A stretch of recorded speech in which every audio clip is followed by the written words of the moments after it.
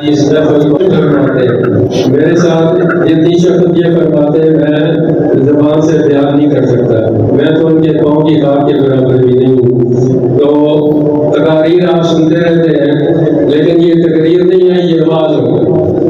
میں اکثر کہا کرتا ہوں کہ ہمارے یہ ملازم میں ہوتے تھے مولانا عرفان صاحب، تو ممبر میں بیٹھتے تھے تو کہتے بھائی مجھے تقریر نہیں آتی، میں تو آواز کروں گا۔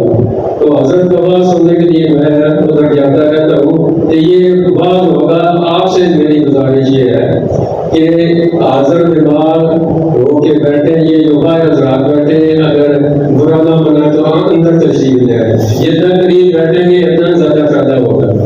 تو حضرت کا آواز ہوتا ہے، یہ تصوف کے میدان کے شاہ سوار ہے، تو انشاءاللہ آپ کو بڑا فائدہ ہوگا، لیکن شرط یہ ہے کہ آپ غور سے سنیں اور عمل کی نیت سے سنیں، اور یہ بھی دل میں تیار کر لیں کہ جو سنیں گے اور گھر جا کر اپنے مسورات کو بھی بتائیں گے۔ اللہ پاک آپ کو اجر عظیم عطا فرمائے۔ اب میں بھائی کے حضرت کے حوالے کرتا ہوں کہ وہ اپنے مواز حسنہ سے ہمیں مستفیض کریں۔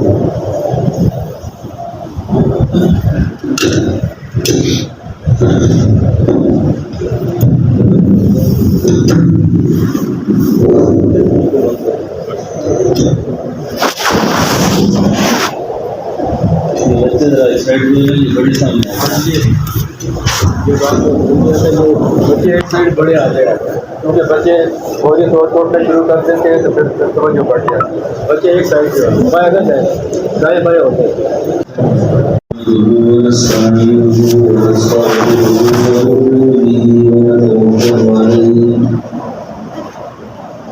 ونعوذ بالله من شرور أنفسنا ومن سيئات أعمالنا، من يهده الله فلا مضل له ومن يضلله فلا هادي له، ونشهد أن لا إله إلا الله وحده لا شريك له، ونشهد أن سيدنا وسندنا وحبيبنا وشفيعنا محمد صلى الله عليه وعلى آله وأصحابه وبارك وسلم۔ أعوذ بالله من الشيطان الرجيم، بسم الله الرحمن الرحيم، وما أرسلناك إلا رحمة للعالمين، آمنت بالله صدق الله مولانا العظيم، إن الله وملائكته يصلون على النبي، يا أيها الذين آمنوا صلوا عليه وسلموا تسليما۔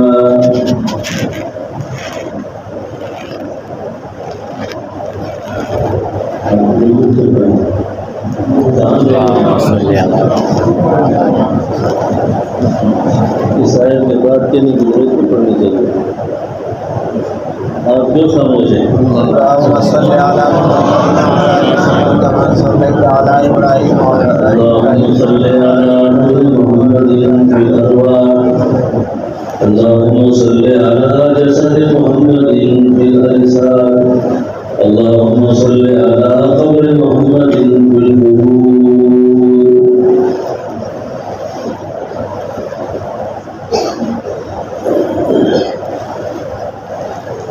روزہ اثر پر اللہ نے بے شمار بار حاضری کا موقع دیا۔ جب بھی حاضری ہوئی اس وقت یہ خیال بہت دفعہ آیا، اگر صحیح استاد، صحیح مربی اور شیخ نہ ملتے اس مقام پر آ کر توحید اور رسالت کا فرق کرنا مشکل ہو جاتا ہے۔ توحید اور رسالت کا فرق اللہ کے حبیب کا کتنا بڑا مقام ہے۔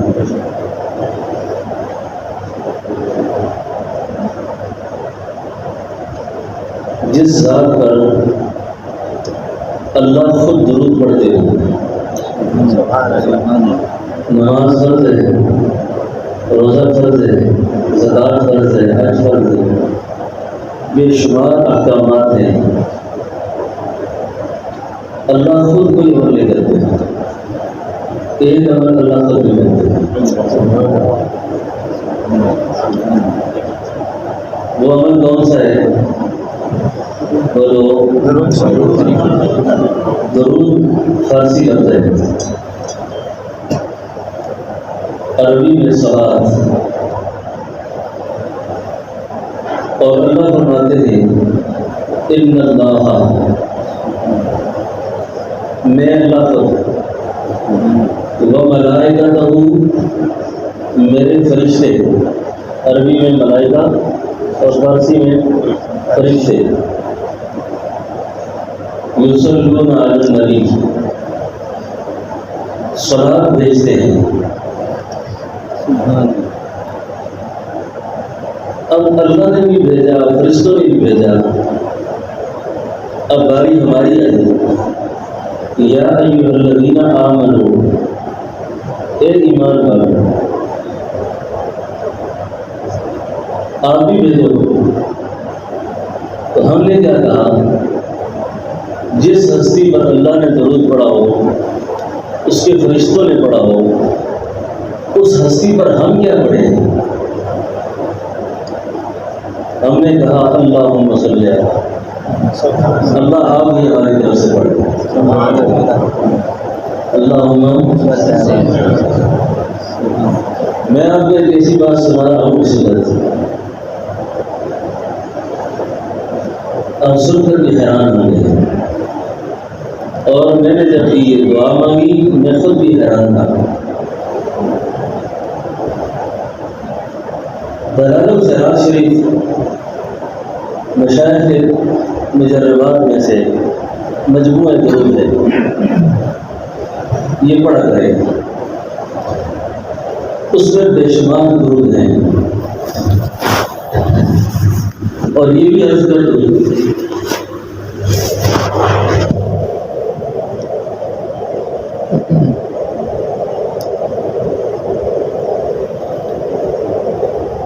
کہ اس ایک درود کی خاطر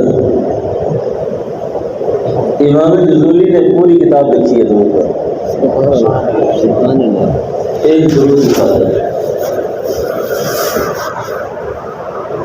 اب وہ درود کیا تھا جس کی خاطر اتنا بڑا مجموعہ لکھنا پڑا؟ حضرت امام فرماتے ہیں کہ میں سفر میں تھا،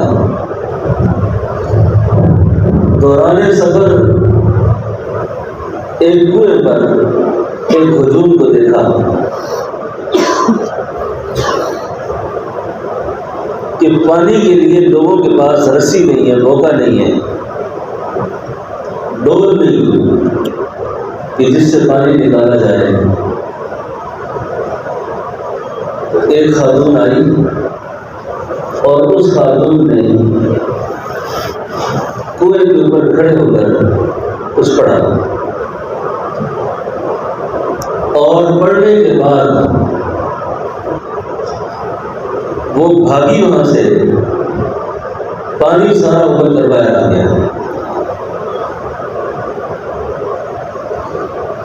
لوگ پانی کی طرف دوڑے. میں نے اس خاتون کو آواز دی کہ میرا نام محمد سلیمان ہے. یعنی مجھے لوگ امام جزولی کہتے ہیں. تو اللہ کی بندی یہ کیا پڑھا تو ہے کہ یہ پانی ابل کر سارا باہر آ گیا.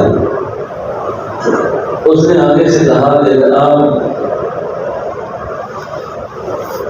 جو آپ نے تعارف کروایا ہے، اگر آپ وہ نہ ہوتے تو میں کبھی یہ راز نہ بتاؤں.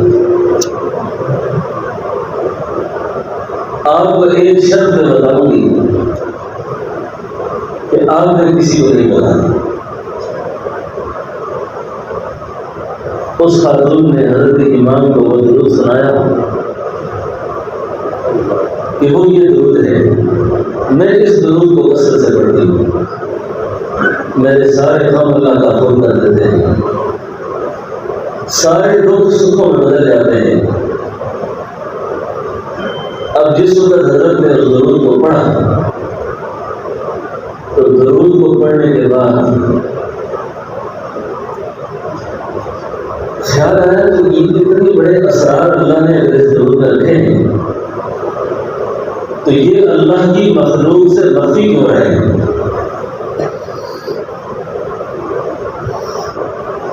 تو نام میں دیتے تھے میرے کے بعد یہ گھر میں جیتی ہونے مڑتی ہے قضا نہیں ہے صحیح مجھ کو غلط ہے قضا ہے۔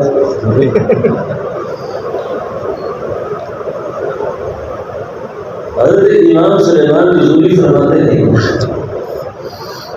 میں نے سوچا کہ اس درود کے اتنے اسرار ہیں تو یہ مخفی کیوں رہے؟ تو اس کے لیے مجھے یہ مجموعہ دلائل الخیرات لکھتا ہوں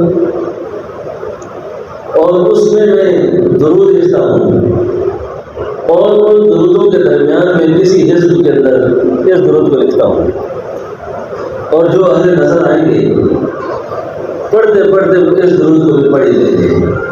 میرا اس خاتون سے وعدہ بھی برا ہوگا کہ میں نے کسی کو بتایا۔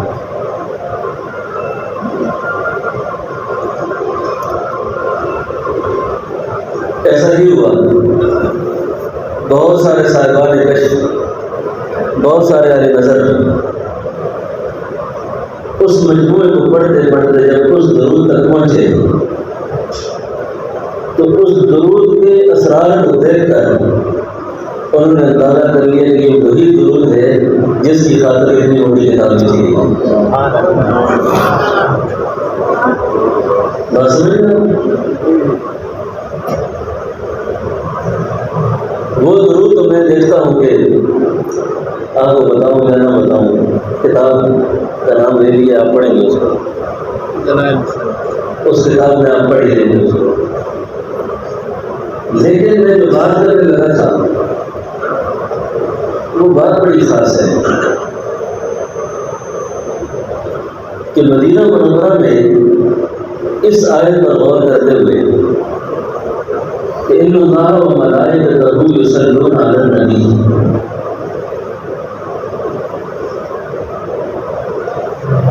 میں نے سوچا ہے میرے اللہ تیرے وہ درود کے الفاظ کیا ہوں گے؟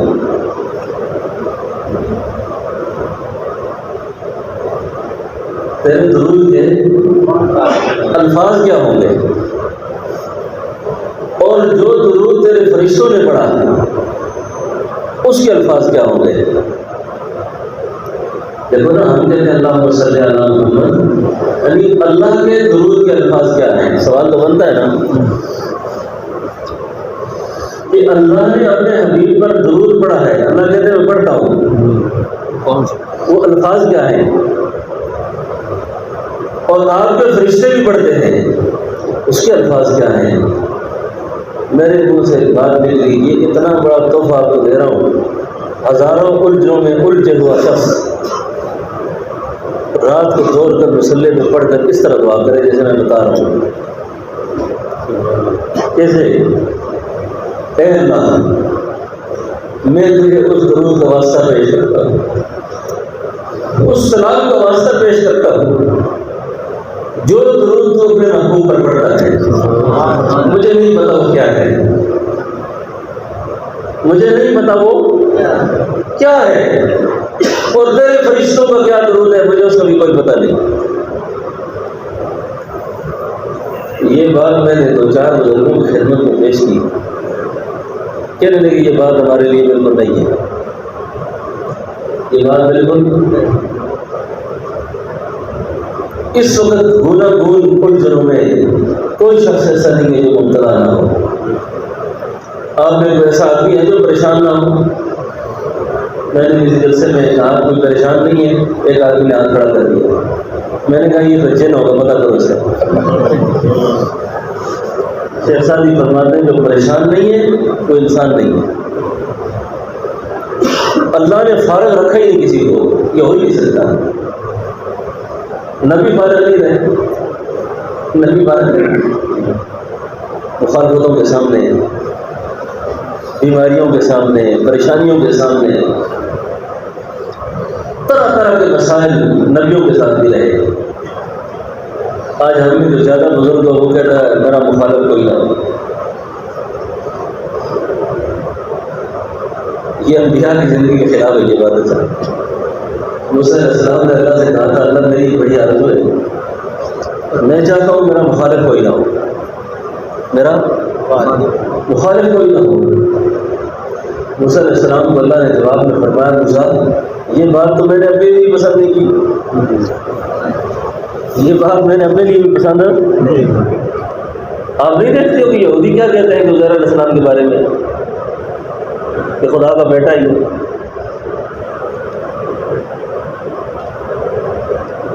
میرے بارے میں کیسی کیسی باتیں کرتے ہیں، میں برداشت کرتا ہوں، تم برداشت کرتا ہوں۔ میری بات سمجھ رہے ہیں آپ؟ اب یہ جو پریشانی ہے نا، اب سیرت طیبہ کی روشنی میں، مقصد میلاد مصطفیٰ کی روشنی میں اس کا علاج دریافت کریں۔ یہ واویلے کرنا، چیخنا چلانا، گلے کرنا، شکوے کرنا، یہ سنت زندگی کے خلاف ہے۔ اس آدمی کی دعا کبھی قبول نہیں ہوتی، یہ بات ذہن رکھیں، جس آدمی کی زبان پر شکوہ ہو۔ کیا حال ہے جی، اور چھوڑو جی میں نے کیا حال ہے، سب سے زیادہ غمگین ہی میں ہوں۔ کیا حال ہے جی، اور کوئی حال نہیں، پریشان ہوں، بیمار ہوں، تندرست ہوں، مجھ سے زیادہ تو تندرست ہی نہیں۔ اللہ والوں کی زندگیوں میں نا ہمارے حضرت سے کوئی پوچھتا ہے کیسی ہے طبیعت آپ کی، تو فرمایا کرتے ہیں صحت مندوں میں بیمار ہوں، بیماروں میں صحت مند ہوں، صحت مندوں میں بیمار اور بیماروں میں صحت مند۔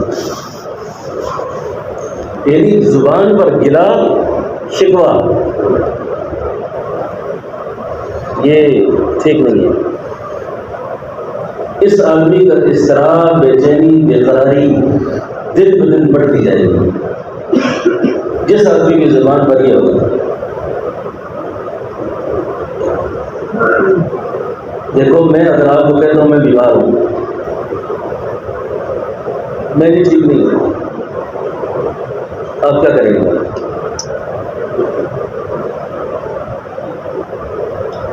اور اگر کوئی بندہ ہے مومن کسی سے طمع اور امیدیں رکھ کر، لالچ و حرص رکھ کر اپنے دکھ بیان کرتا ہے نا، وہ شرک کا مرتکب ہوتا ہے۔ مولانا عمر صاحب پالنپوری رحمۃ اللہ علیہ کا نام سنا ہے آپ نے؟ حضرت فرمایا کرتے تھے کہ جو لوگ کہتے ہیں نا ہم بڑے موحد ہیں، ہمیں توحید نصیب ہے، اور میں جن کو توحید نصیب ہوتی ہے نا ان کی کال، ان کے چال، ان کے حال سے اللہ کی توحید ٹپکتی ہے، ان کی زبان پر گلے شکوے۔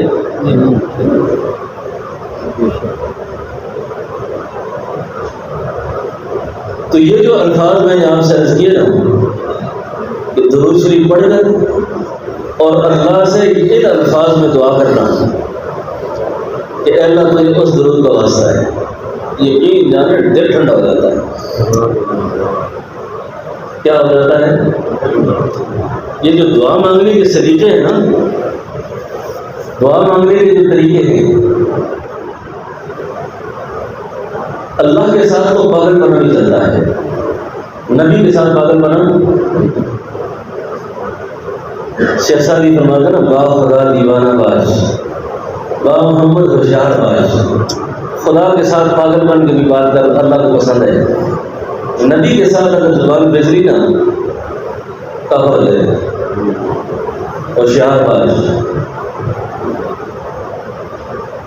موسیٰ علیہ السلام کی قوم میں ایک آدمی ہے، بات کرتا اللہ سے بیٹھا ہوا ہے، اللہ اور میں نے سنا ہے تیرے بارے میں تیری اولاد ہی نہیں، تیری بیوی کوئی نہیں، تجھے کپڑے کون دھو کے دیتا ہے، تجھے کھانا کون بنا کے دیتا ہے، تیری یہ پریشانیاں کون حل کرتا ہے؟ یا اللہ اگر میں تیرے پاس ہوتا نا تو تیری داڑھی میں گندا بھی کرتا، تجھے کپڑے بھی دھو کے دیتا، تجھے کھانا بنا کر دیتا۔ موسیٰ علیہ السلام فرمانے لگے تو اللہ نے اپنے کلیم سے فرمایا یہ جس انداز سے مجھ سے مخاطب تھا اس کو مخاطب نہیں دیتا، اس کا یہ انداز مجھے اچھا لگتا ہے۔ تو مانگنے میں نا کوئی سلیقہ اور ڈھنگ چاہیے۔ ہمارے اکابر میں ہمارے بزرگوں میں ایک بہت بڑا انسان گزرا ہے، رئیس المفسرین، استاد المحدثین، سلطان الاولیاء حضرت مولانا حسین علی صاحب رحمۃ اللہ علیہ۔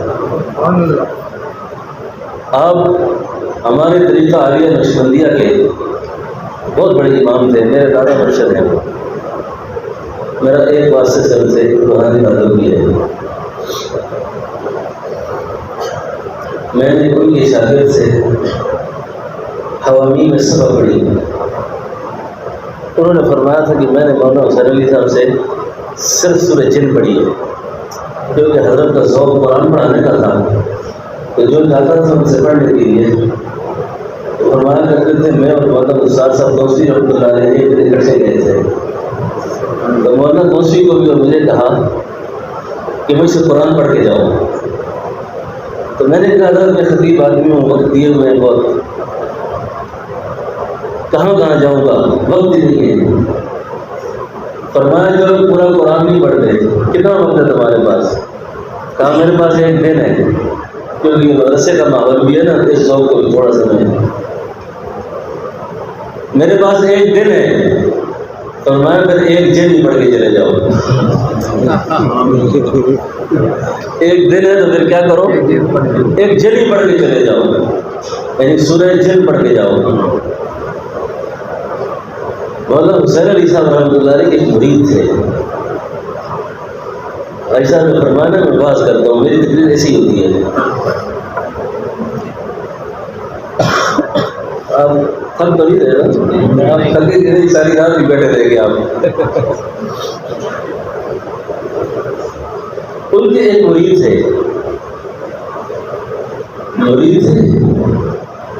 مجلس سے بیٹھنے والے، اس کا نام تھا ایوب نام تھا، مقروض ہو گیا، قرضہ بوجھ چڑھ گیا، بہت پریشان ہے۔ اب جو اللہ والوں کے سینوں سے منتقل ہوتا ہے نا، اب جو شیخ کی باطنی کیفیت وہی مرید کی کیفیت۔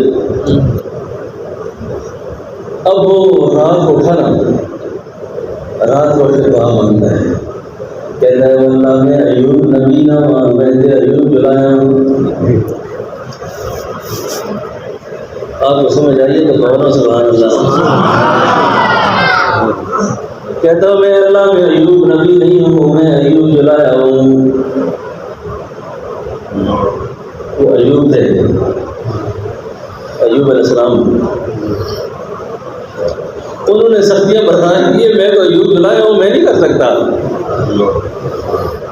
خدایا میرے قرضے کو ادا کرنے کے اسباب پیدا کر، میں نہیں اٹھوں گا یہاں سے بھی۔ صبح کو وقت ہوا، پڑوس میں رہنے والا ایک ہندو آیا، کہنے لگا سنا کل تیرا کوئی مسلمان بھائی آیا تھا، بڑی گالیاں دے کر گیا، تیرے پاس پیسے نہیں تھے۔ اس نے کہا ٹھیک سنا ہے آپ نے، انہوں نے کہا یہ پیسے لو، قرضہ اتارو۔ اس نے کہا وہ اپنا گھر مار کے چھاں میں سٹسی، تو پھر تپا میں سٹسی، وہ پھر مسلمان ہے، میں تجھے کہاں سے دوں گا، میں تو اپنے خدا سے ایسے پیسے مانگے ہی نہیں ہیں، جن کا آڈٹ ہو، حساب کتاب ہو۔ اس نے کہا میں بھی اپنے بھگوان کے نام کے دے رہا ہوں، میں نے تجھ سے واپس نہیں لینے۔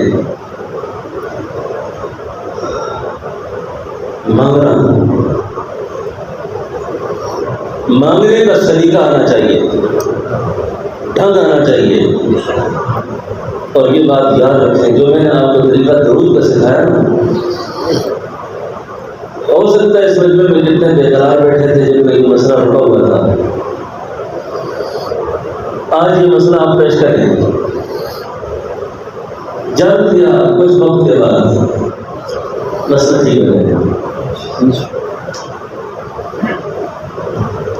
اللہ جل شانہ وہ اپنے بندے کی دعا اور پکار کو سننے کے لیے ہر وقت تیار ہے۔ ہم میں سے کوئی آدمی ایسا نہیں جو ایوب علیہ السلام سے زیادہ بیمار ہو، یونس علیہ السلام سے زیادہ کسی تکلیف میں مبتلا ہو۔ آئیے قرآن کی طرف۔ اللہ اپنے محبوب پیغمبر پر جب قرآن بھیجتے ہیں نا، اور قرآن میں دو طرح کے دلائل کا ذکر فرماتے ہیں، ایک کو دلائل عقلیہ کہتے ہیں اور ایک کو دلائل نقلیہ کہتے ہیں۔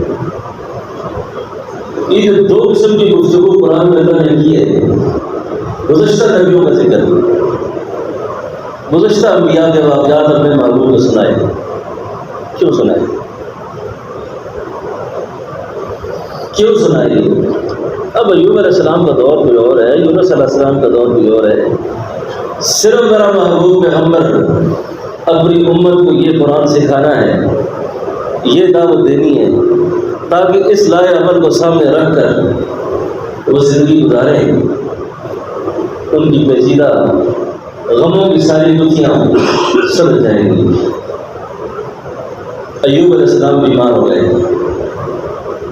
کتنے بیمار ہوئے؟ صاحب فراش ہو۔ یہ جو لوگ غلط بکتے ہیں نا انبیاء کے بارے میں کہ جی ان کے جسم میں کیڑے پڑ گئے تھے، یہ قسمت انبیاء کے خلاف ہے۔ یہ بات ایسی بکواس نہیں کرنی چاہیے، یہ ناولوں میں، کہانیوں کی کتابوں میں ایسی بات نہیں کرنی۔ ایوب علیہ السلام بیمار ہیں، بس کتنے بیمار ہیں؟ صاحب فراش ہیں، اتنے صاحب فراش ہیں، اتنے صاحب فراش ہیں۔ اور دوستوں، بیماری کے ساتھ ساتھ غربت کی بھی انتہا ہے۔ اللہ آزمائشوں سے بچائے، ہم نہیں قابل ان چیزوں کے، ایسی امتحانوں سے اللہ بچائے۔ بیوی شہر میں مزدوری کرتی ہے، آٹا کپڑے پیدا کرتی ہے، اور لا کر رات کو اللہ کا پیغمبر بیوی کے انتظار میں بیٹھا ہے، وہ نرم نرم ٹکڑے بنا کر کو ملا ہے۔ کہتے ہیں کہ وفا شہر بیوی کا پتہ خاوند کی بیماری میں چلتا ہے۔ علماء بیٹھے ہیں، ایک اور بات کر دوں، موجودہ دور کے فطروں میں فتنہ بھی آ گیا ہے کہ جو کزن میرج ہے نا، کزن میرج شادی، اس پر نا مغربی دنیا ہمارے مسلمانوں کے خاندانی نظام کو تقسیم کرنے کے لیے اس پر تل گئی ہے کہ کزن میرج نہیں ہونا چاہیے۔ اس کی بڑی تفصیلات ہیں، آپ سارے لوگوں کو پتہ ہے کہ یہ چچا کی بیٹی، ماموں کی بیٹی، خالہ کی بیٹی، اس میں رشتے نہیں ہونے چاہیے۔ یہ مغرب کا ایک بہت بڑا پلان ہے، اس پر بڑا کام ہو رہا ہے۔ اس وقت تفصیل کا وقت رہ گئے۔ کہتے ہیں کہ ایوب علیہ السلام کی جو متعدد ازواج تھی نا، ان ازواج میں اکثر اس بیماری اور پریشانی میں ساتھ چھوڑ گئی تھی۔ ایک بیوی ساتھ رہی تھی، وہ بیوی ہونے کے علاوہ رشتے میں ماموں کی بیٹی تھی، رشتے میں ماموں کی بیٹی تھی، اس کو اس رشتے میں بہت زیادہ تھا۔ بات سمجھ گئے میری؟ اشارہ میں نے کر دیا، آگے سمجھتے رہنا چاہیے۔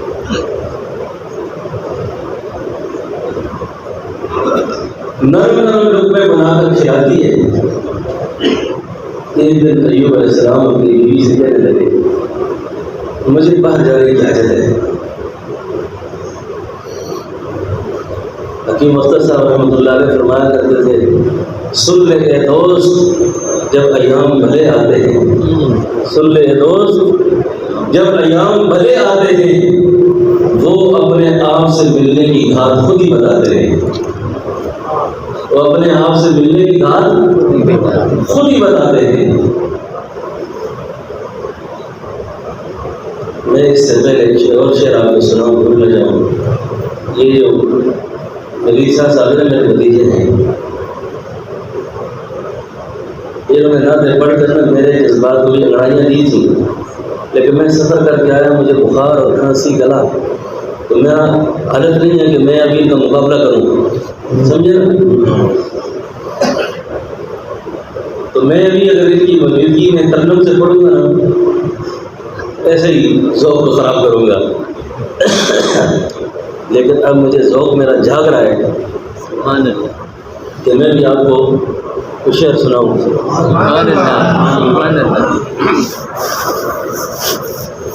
ایوب علیہ السلام کا ذکر کر رہا تھا اور اس پر میں نے ایک شعر سنایا آپ کو کہ سن لے اے دوست جب ایام بھلے آتے ہیں، وہ اپنے آپ سے ملنے کی گھاٹ خود ہی بتاتے ہیں. اب جو ایوب علیہ السلام نے وہاں دعا مانگی نا بیٹھے بیٹھے، اس دعا کا منظور ترجمہ کسی نے کیا اور کمال کر رکھا ہے. سبحان اللہ. ایوب علیہ السلام کی اس دعا کا منظور ترجمہ: میرا پیغام پہنچا دیا جا کے مکان سے لامکان. سبحان اللہ. میرا پیغام پہنچا دیا جا کے مکان سے لامکان، اے میری آہ بے نوا تو نے کمال کر دیا. سبحان اللہ. ایوب علیہ السلام نے کیا مانگا اللہ سے؟ رب انی مسنی الضر وانت ارحم الراحمین. اپنی بیماری بیان کی، اللہ مجھے شفا دے، دکھ دور کر میرے، غم دور کر میرے. اللہ نے کیا کہا؟ اور رکوز برجلک، اور رکوز کیا مانا کریں گے پنجابی؟ وہ مار مرا پیغمبر کھری ہو ذرا، کھرے مار ذرا کھری ایڑی اگر زمین پر، اور رکوز برجلک آگے کیا؟ ہاذا مغتصر بارد وشراب.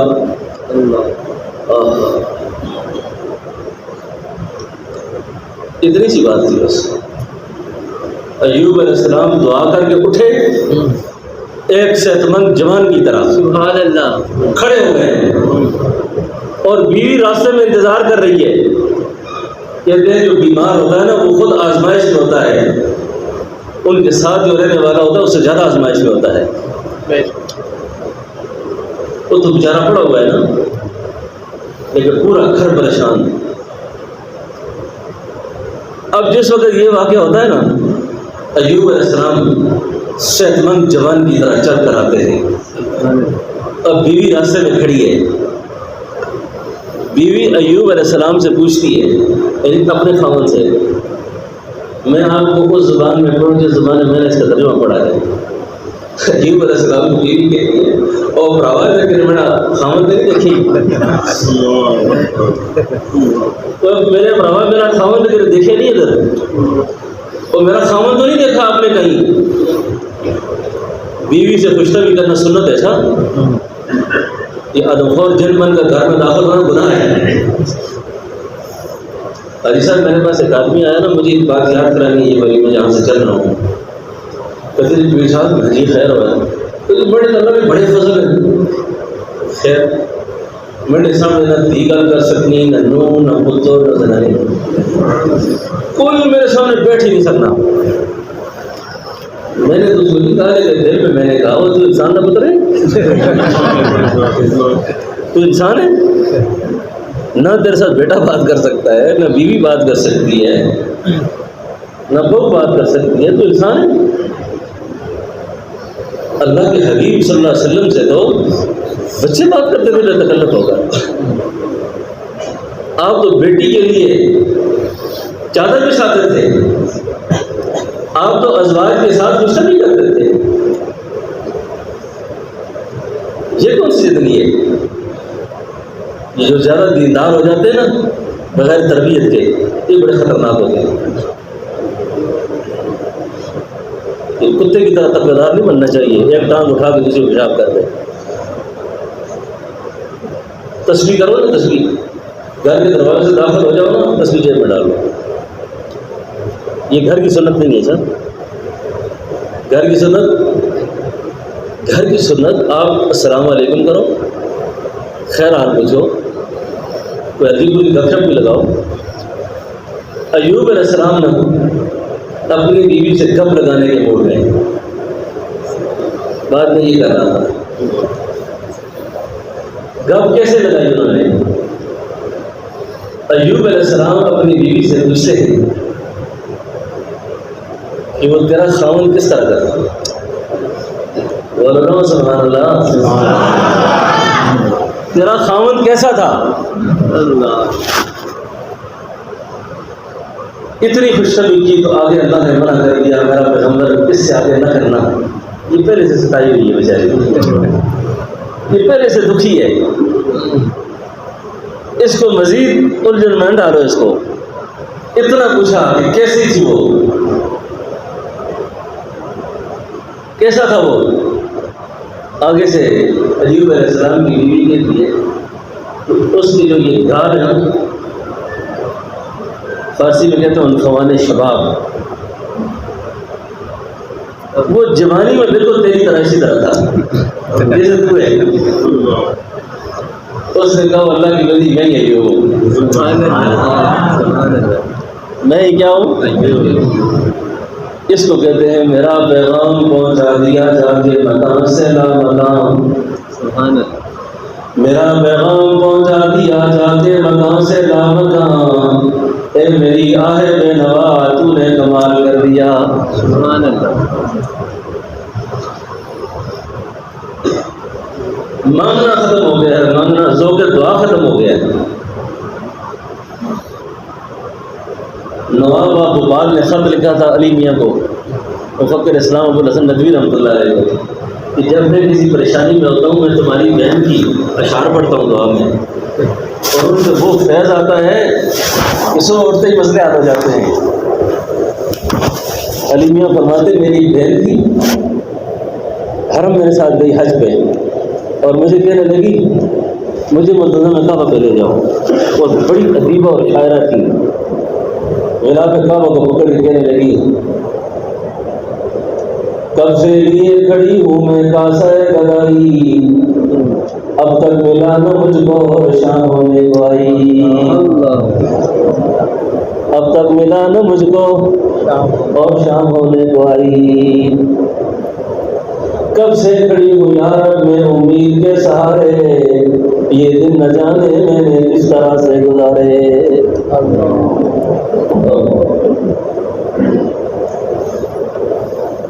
تو دعا جو ہے نا،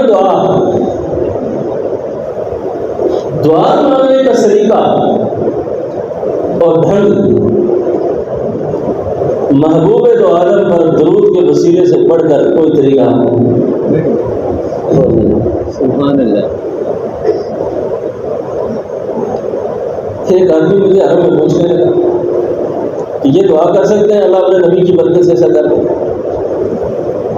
میں نے کہا تھوڑی دیر بعد میں نے کہا دیکھو جی آپ کی برکت سے دیکھو ماشاء اللہ ہم نے کتنا اچھا کھانا کھایا یہ بات ٹھیک ہے؟ آپ کی برکت ٹھیک ہے تو نبی کی برکت ٹھیک نہیں ہے؟ محبوب پر درود پڑھو، اور یہ جو میں نے دعا میں بات کی نا کہ اللہم صلی علی، اللہ آپ ہی درود پڑھیں ہماری طرف سے۔ اللہ کا ذکر، اللہ کی تصویر، اللہ کا پکارنا۔ یونس علیہ السلام مچھلی کے پیٹ میں گئے، ایک آدمی آپ میں سے کھڑا ہو کے مجھے کہتے ہیں کہ میں بہت پریشان ہوں، اور ایک ہی پریشانی ایسی ہے جس پریشانی کا اللہ خود ذکر کر رہا ہے۔ کیسے ذکر کرتے ہیں کہ یونس علیہ السلام جب مچھلی کے پیٹ میں گئے تو وہاں جب اللہ کو پکارا تو اللہ اپنے اس مصری والے پیغمبر کا ذکر خود بیان کر کے کہتے ہیں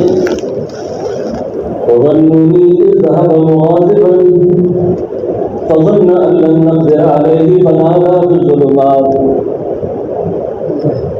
اب یہ جو فنادى في الظلمات ہے نا، یہ اللہ کے الفاظ ہیں. یہ کتنی اندھیریاں تھی وہ، جن اندھیریوں کا ذکر اللہ کر رہے ہیں. مچھلی کے پیٹ کا اندھیرا، سمندر، رات کی وجہ کتنی پریشانی ہے. اب اس پریشانی میں کیا کرتے ہیں؟ لا الہ الا انت سبحانک انی کنت من الظالمین. اللہ نے کیا خوب پیغمبر کی تشریح کی آگے بات کی. وَإِنَّ يُونَسَ لَمِنَ الْمُرْسَلِينَ إِذْ أَبَقَ إِلَى الْفُلْكِ الْمَشْحُونِ فَسَاهَمَ فَكَانَ مِنَ الْمُدْحَضِينَ لَلَبِثَ فِي بَطْنِهِ إِلَى يَوْمِ يُبْعَثُونَ. اور میرا مچھلی والا محمد، اگر تو مچھلی کے پیٹ میں میری تصویر نہ کرتا تو قیامت تک یہی رہتا. لَلَبِثَ فِي بَطْنِهِ إِلَى يَوْمِ يُبْعَثُونَ. جتنا بھی کوئی آدمی غمگین اور پریشان ہوگا، اللہ سے تعلق نہیں جوڑے گا، اللہ سے رشتہ نہیں بنائے گا، تو اس کے غم کبھی ختم نہیں. یاد رکھو، خوشیاں اس گھر سے اٹھ جاتی ہیں، خوشیاں اس گھر سے نکل جاتی ہیں جس گھر سے سنت کے جنازے نکلتے ہیں. دین کا جنازہ جہاں سے نکلتا ہے. تو مشکل میں، پریشانی میں آپ نے کیا کرنا ہے؟ درود کا واسطہ پیش کرنا ہے، درود پڑھنا ہے. اب جس محبوب پیغمبر کی اتنی شان ہے، ان کی زندگی کو کہاں سے شروع کروں؟ ایک تو یہ ہے کہ آپ کی پیدائش کے بعد سے شروع کریں، اور پھر مختلف لوگوں نے آپ کی زندگی پر تشبیہات پیش کی ہیں. جیسے ابھی شاہ صاحب نے 14 کے چاند کا حوالہ دیا، اس وقت ان کے مقابلے میں شعر میرے اوپر آیا. جواب دوں ان کو؟ چاند سے تشبیہ دینا یہ بھی کوئی انصاف ہے؟ چاند سے تشبیہ دینا یہ بھی کوئی انصاف ہے؟ چاند کے منہ پہ چھائیاں، مدنی کا چہرہ صاف ہے. آپ کی تشبیہ نہیں ہو سکتی، نہ سورج سے نہ چاند سے. آپ بے مثل بھی ہیں اور بے مثال بھی ہیں. آپ بے مثل بھی ہیں اور بے مثال بھی ہیں. آپ کی مثال دے نہیں سکتا آدمی. آپ دنیا بیان کریں. مجھے سرائکی کا شعر بھول گیا ہے. مسجد ایسا ہے، آج سال ہو گئے، جس کی خاطر وہاں پر بارود برسائے گئے. انبیاء کی زمین ہے. ہم پر بڑا امتحان ہے اس وقت دنیا میں. اگر امتحان ہے کسی پر، یہ فلسطین ہمارا بہت بڑا امتحان ہے. اللہ مسجد اقصی کو آزادی نصیب فرمائے. مسجد اقصی میں نا سارے نبی جمع ہوئے تھے، پتہ ہے آپ کو؟ تو خط نبوت کو بیان کرو. کسی عالم سے کسی نے پوچھا کہ نبی کی کیا تعریف ہے؟ نبی کی کیا تعریف ہے؟ اور نے کہا نبی کی تعریف یہ ہے، نبی اسے کہتے ہیں جس نے امام الانبیاء کی امامت میں مسجد اقصی میں نماز پڑھی.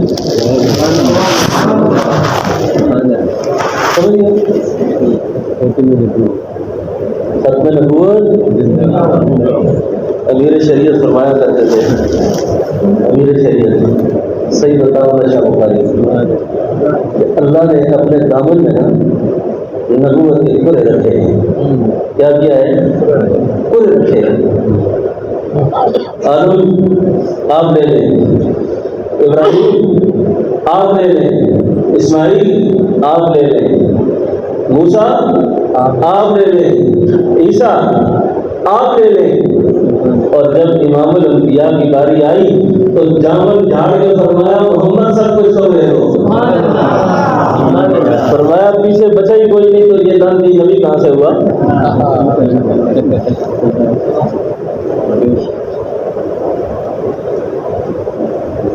تو مسجد اقصی میں کسی نے تشریح کی بڑی کمال کی.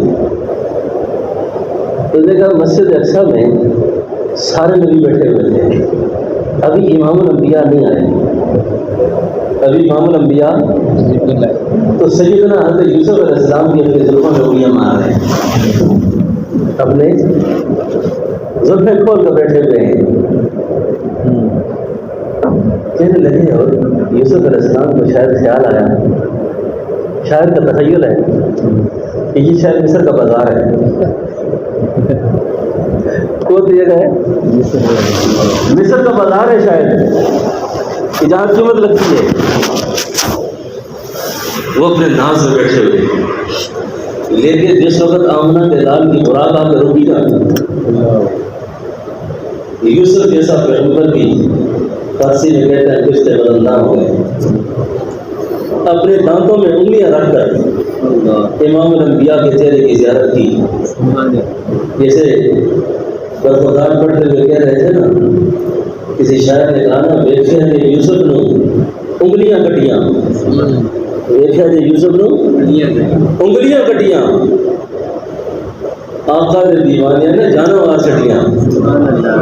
یوسف علیہ السلام کے حسن کو دیکھ کر مصر کی عورتوں نے انگلیاں کاٹی ہیں، ایمان، لیکن یہاں معاملہ کچھ الگ ہے، یہاں پہلے ایمان لائے پھر گلے لڑا دیے۔ اب آپ کی سیرت کو کہاں سے شروع کیا جائے؟ ملک شاہد صاحب کہاں سے شروع کریں آدمی؟ آپ کی سیرت آپ کی پیدائش سے پہلے شروع ہوتی ہے، آپ کی سیرت آپ کی پیدائش سے۔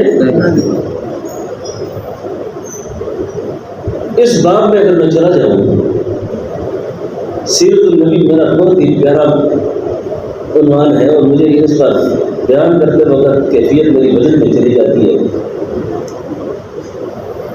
اور اس کے لیے ذوق چاہیے بڑا زبردست قسم کا، سننے والوں میں ذوق نہ ہونا، سننے والوں میں ذوق نہ ہو تو یہ بات پھینکنا بڑی نامناسب ہوتی ہے، کیونکہ سیرت ہے،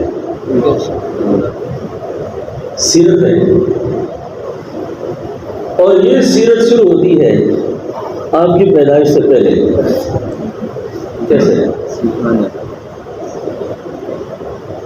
اب آپ یوں سمجھیں کہ اللہ کے پیغمبر، ہمارے محبوب پیغمبر وہ ہیں جن کی پیدائش سے پہلے آپ پر ایمان لانے والے موجود تھے، آپ پر ایمان لانے والے۔ تو بھائی یمن جو تھا، یمن کا بادشاہ، یمن کے بادشاہوں کو طبا کہا جاتا ہے، اور مصر کے بادشاہوں کو فرعون کہا جاتا ہے۔ تو بھائی یمن جس وقت مدینہ منورہ آیا تھا نا، تو مدینہ طیبہ میں اندھیرا چھا گیا، تو آپ کے ساتھ جو راہب تھا نا، عالم، اس نے کہا بادشاہ سلامت، اگر میں جان کی امان پاؤں تو آپ اس شہر کو فتح نہیں کر سکتے۔ کہ کیوں؟ اس نے کہا جی یہ شہر نبی آخر زمان کا مسکن ہے، اور جہاں نبی آئیں گے اس شہر کا فاتح کوئی نہیں ہو سکتا۔ یہ بہتری بہت بڑی کہ کوئی اس شہر کا فاتح ہو جائے۔ بادشاہ کی قسمت جاگی، اس نے کھڑے ہو کر اعلان کیا، اے لوگوں گواہ رہو، میں اس آخری نبی پر ایمان لاتا ہوں، اور بات ایمان تک ختم نہیں۔ اس نے بڑے انداز سے کہا، اور میرا محبوب پیغمبر، اگر آپ میری زندگی میں آ گئے تو آپ مجھے اپنے نوکروں میں پائیں گے، اپنے غلاموں میں دیکھیں گے، اور اگر میری زندگی نہ رہی تو آقا میں آپ کے لیے اس شہر میں گھر بنا کے جا رہا ہوں، ایک گھر بنا کے جا رہا ہوں، اور جب آپ ہجرت کر کے آئیں گے، یہ میرا عالم راہب یہ بات کر رہا ہے، یہ کتابوں میں ایسا لکھا ہوا ہے، تو آپ جب مدینہ منورہ آئیں تو پھر آپ نے آ کے اس گھر میں آرام کرنا ہے، اور یہ گھر میری طرف سے آپ کو تحفہ ہے، ہدیہ ہے۔ اللہ کے نبی ہجرت کر کے آئے، پہنچے یہاں پر۔ آپ نے جب مدینہ منورہ آئے تھے نا، تو 2 قبائل وہاں پر آباد تھے پہلے سے، اور وہی انصار مدینہ کہلائے۔ ان میں ایک قبیلہ اوس اور ایک خزرج، یہ بڑے جدار قبیلے تھے۔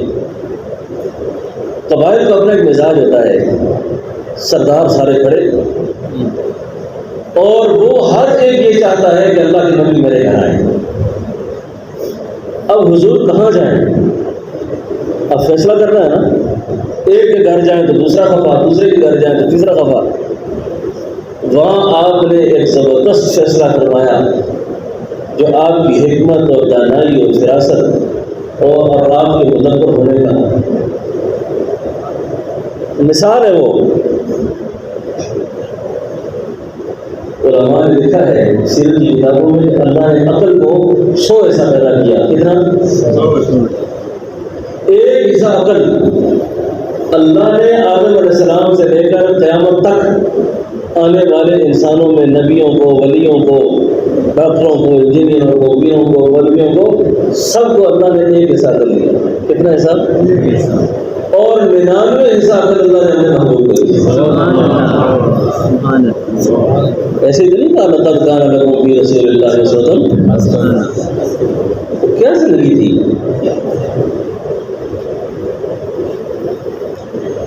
ذکی کیفی مرحوم نے کہا تھا رفتوں کی جستجو میں ٹھوکریں تو کھا چکے۔ میرا غلط ٹھیک نہیں، میں اچھا سا کرتا ہوں، واپس لگ جائے۔ رفتوں کی جستجو میں ٹھوکریں تو کھا چکے، اب آسان یار پاسا جھکا کے دیکھیے، تنگ آ جائے گی اپنی طرف سے پوری دنیا، کچھ سیدھے کا زمانہ کرے انداز کبھی۔ اب آپ نے کیسا فیصلہ کیا؟ کیا فیصلہ کیا بھائی؟ بات سنو، میں اپنی اس سواری پر چھوڑ دیتا ہوں، یہ سواری جہاں جا کے رک گئی نا بس میں اسی گھر میں مہمان ہوں۔ جھگڑا ختم۔ سواری چلتے چلتے حضرت ایوب کو یہ انصاری کے مقام پر رک گئی۔ سیرت لکھتا ہے یہ وہی مقام تھا جو دوبارہ ایمان بنا کر گیا۔ سمجھ آ گئی بات؟ یہ آپ کی سیرت کا باب وہ ہے جو پیدائش سے پہلے کی باتیں ہیں۔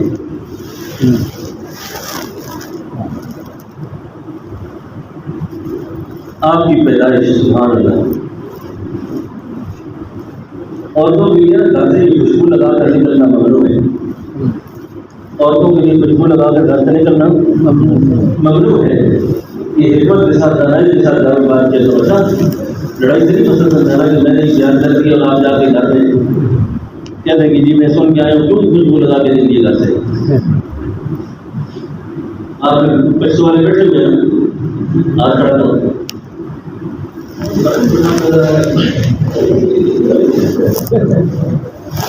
یہ پٹھانوں کے ساتھ بڑے لوگ لطیفے بناتے ہیں نا، یہ میں جگانے کے لیے کر رہا ہوں کہ لوگ سونے کے پروگرام میں سکینہ نازل ہو رہی ہے۔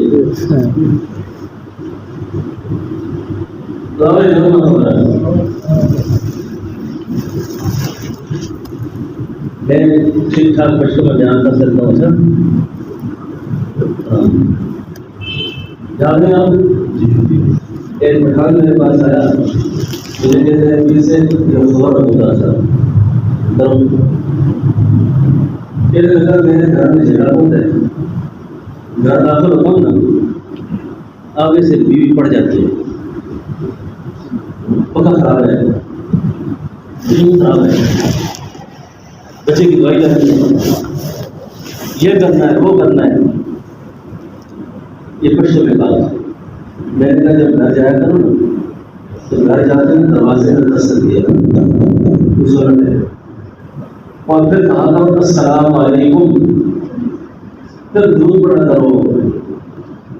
شیطان آواز دے کر کہتا ہے اس گھر میں میرا کوئی حصہ نہیں ہے، یہ سنت کے مطابق گھر میں داخل ہوئے۔ وہ ساتھی کی بات سن کے نہ چلا گیا، باہر جا کے واپس آیا، مجھے کہتا ہے پھر سے کوئی خبر نہیں، کل سے حکم بیان ہوا تو وہ کرام دیر مزہ آ رہا ہے۔ میرے خدا کو سلام کرنا چاہیے. آپ کی باتیں ساری ٹھیک ہیں لیکن پیر صاحب نے اپنی بیوی کو سلام کرنے کی کیا مسئلہ ہے؟ بیوی کو سلام میں نہیں کرتا. یہ کیا آپ نصیحت کرتے ہیں؟ ایسا نہ کیا کرو سر, گھر جا کے سلام کیا کرو, گھر جا کے کیا کرو. اب عورت کے لیے خوشبو لگانا ممنوع. حضرت عبد المطلب بیداغی نے کہا کہ آپ کی بہو گھر سے خوشبو لگا کے نکلتی ہے, آپ کا 9 سالہ بیٹا عبداللہ فوت ہو چکا ہے, عورت کے لیے مناسب نہیں کہ اس کا سہاگ گزرا ہو, بیوہ ہو اور وہ گھر سے خوشبو لگا کے نکلے. یہ بات اماں آمنہ سے جب حضرت عبد المطلب نے کی تو اماں آمنہ فرمانے لگی, ابا جی میں نے کہاں خوشبو دیتی ہے, جب سے یہ بچہ میرے پیٹ میں آیا ہے میرے یہ سب سے خوشبو بول گئی. اور بات یہاں تک ختم نہیں, میں کنویں پہ جاتی ہوں, عورتیں رسیاں ڈول ڈال کر کھینچ کھینچ کے تھک جاتی ہیں, لیکن جب میرے پانی بھرنے کی باری آتی ہے پانی اوپر آ جاتا ہے. دنیا میں بہت لوگ ہیں احترام کے لائق, میں سبھی کو مانتا ہوں مگر مصطفیٰ کے بعد. میرے ساتھ تو یہ واقعہ ہے, یہ آپ کی پیدائش سے پہلے. اب یہ جو لوگ کہتے ہیں نا آپ ہم جیسے تھے, ہم جیسے کہاں تھے, یہ عقیدہ کفر ہے, ایسی بات نہیں کرنی چاہیے. ہم جیسے کہاں تھے, آپ کی پیدائش مختلف. بچہ پیدا ہوتا ہے علائشوں سے بھرا ہوا, آپ پیدا ہوتے ہیں اماں آمنہ فرماتی ہے میرا گھر معطر ہو گیا. بچے کو نہلانا پڑتا ہے, سرما لگانا پڑتا ہے, بال ٹھیک کرنے پڑتے ہیں, لیکن میرا لال جب دنیا میں آیا بال بنے ہوئے, سرما لگا ہوا, پاک صاف اور ستھرا, اور وہ ماحول میں بیان نہیں کر سکتی کہ کیسا ماحول تھا. یہ سیرت آپ کی پیدائش سے پہلے کی ہے. وقت کم ہے, میں آپ کو زیادہ آگے نہیں لے جانا چاہتا. مکہ مکرمہ میں ایک محلہ ہے جس میں اس کا نام ہے محلہ. کیا نام ہے؟ محلہ. اور ایک ہے مسفرہ. ہم جہاں ٹھہرتے ہیں نا جا کے حاجی پاکستان والے, اکثر مسفرہ میں ٹھہرتے ہیں. مسفرہ کہتے ہیں ڈلوان کو, محلہ کہتے ہیں بلندی کو. اللہ نے آپ کی عظمت میں اس بات کو بھی پیش نظر رکھا کہ آپ کو مکہ مکرمہ کے اس محلے میں پیدا کیا جو بلندی میں واقع ہے, تاکہ کوئی شخص کبھی یہ نہ کہے او یار وہ تھلے بچہ نہیں پیدا ہے اوپر. یہ شخص کوئی آدمی اتنا بڑا دعویٰ نہیں کر سکتا. یہ اللہ کے پیغمبر کی شان ہے, آپ کا مقام ہے کہ آپ نے جب اپنے نسب کو بیان کیا, اپنے حسب کو بیان کیا. نسب کہتے ہیں باپ کی رشتہ داری کو, حسب کہتے ہیں ماں کی رشتہ داری کو. جس وقت آپ نے اپنے نسب کا ذکر کیا نا, تو نسب کا ذکر کرتے وقت آپ نے فرمایا میرے باپ عبداللہ سے لے کر حضرت آدم علیہ السلام تک کوئی شخص ایسا نہیں گزرا جس کی بچپنا, جوانی, لڑکپن, بڑھاپا کسی وقت بھی کسی ایسے عمل کا مرتکب ہوا ہو کہ اس کے دامن پہ کوئی شخص انگلی اٹھائے. نہیں سمجھے ہو؟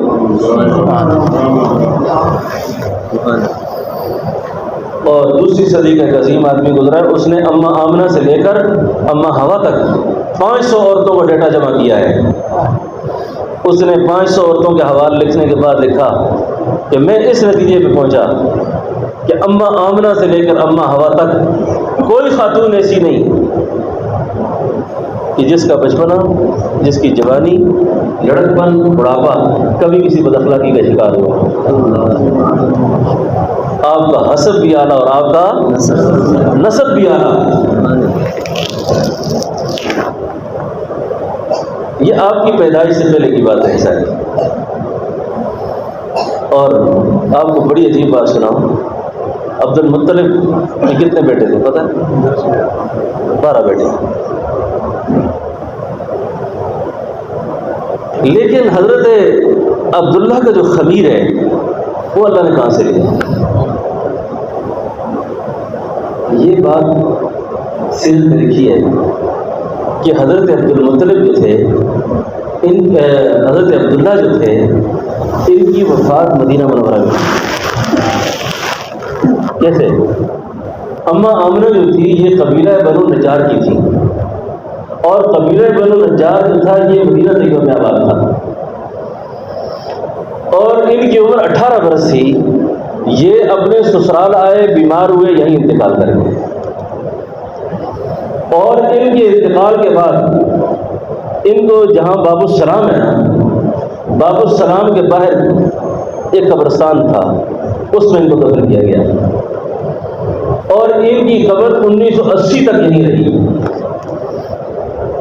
جب شاہ فہد کا گورنری کا زمانہ تھا تو حرم کی جب توسیع ہونے لگی تو وہ جتنا پرانا قبرستان تھا اور بازار تھے، جو چیزیں تھیں، ان کو ہٹایا گیا وہاں سے۔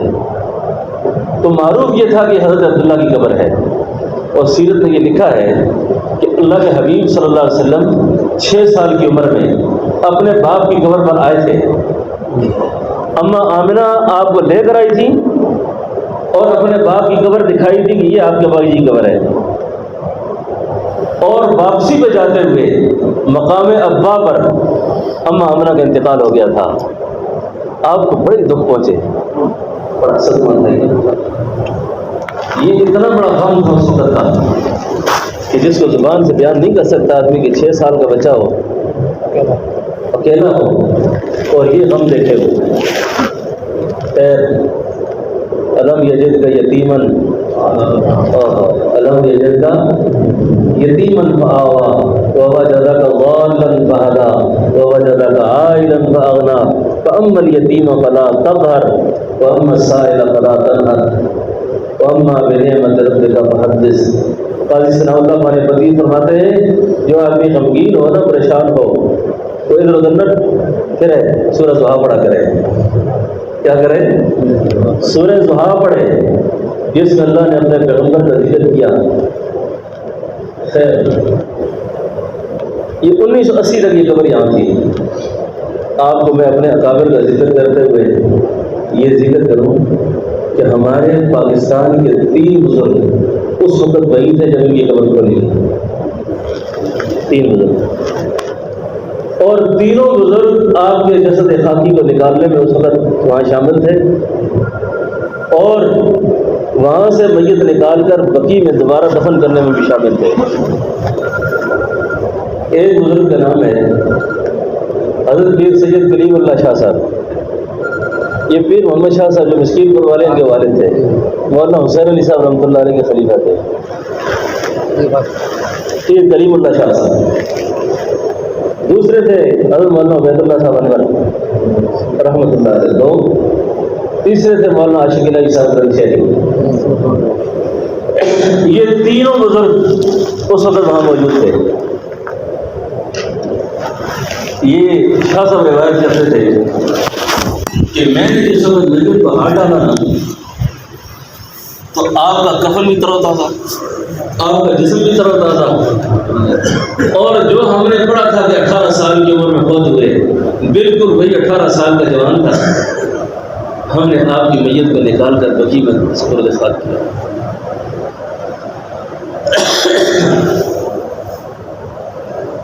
ایک بات میں بھول جاؤں گا، آپ کی ایمان تازہ کرنے کے لیے بات کرتا ہوں۔ ابھی میں حرم کے سفر سے آیا ہوں، اس سے پہلے اللہ تعالیٰ لے جاتے ہیں حضرت مولانا ظہور الحق صاحب رحمۃ اللہ علیہ۔ میں ان کے پاس اسپتال میں سب سے پہلے موجود، آپ کو فون پر اطلاع بھی جاتی نہیں، آپ اسی جگہ وہ بھی ٹھہرے ہوئے تھے جہاں میں تھا۔ مجھے پتہ چلا کہ حضرت بیمار ہیں، میں اسپتال چلا گیا۔ اسپتال میں گیا تو میں نے پوچھا ان سے اس طرح بزرگ یہ نام ہے۔ اللہ کی شان ہے کہ قدرتی طور پر میں خود بیمار سے چل نہیں سکتا، لیکن میں نے کہا کہ جانا چاہیے، کیونکہ حضرت اس سال مولانا صاحب زندگی کا آخری سال 3 بار میرے پاس گئے، 3 بار، اور میرا موضوع نہیں ہے، میں اسی بات کا بیان نہیں کیا کرتا، لیکن انہوں نے 3 بار مجھ سے ایک بات کی، کری کیوں حضرت؟ کہنے لگے حضرت میں مماتی نہیں ہوں، میں مماتی نہیں ہوں، میں حضرت دین پوری کا مرید ہوں، خواجہ صاحب کا مرید ہوں، مجھ پر ایک بات لگی ہوئی ہے، تو آپ ایک دفعہ میرے مدرسے میں آنے بیان تو کر دیں تاکہ میری جان چھوٹے اس مسئلے سے۔ یہ ان کی بات میرے پاس امانت ہے، میں بڑی ذمہ داری سے ان کے ممبر میں ڈال رہا ہوں۔ کوئی ان کو میرے ساتھ محبت، میری ان سے محبت، میں نے حضرت کو 3000 روپیہ ہدیہ بھی دیا اس وقت، تو حضرت نے 5000 مجھے دے دیا۔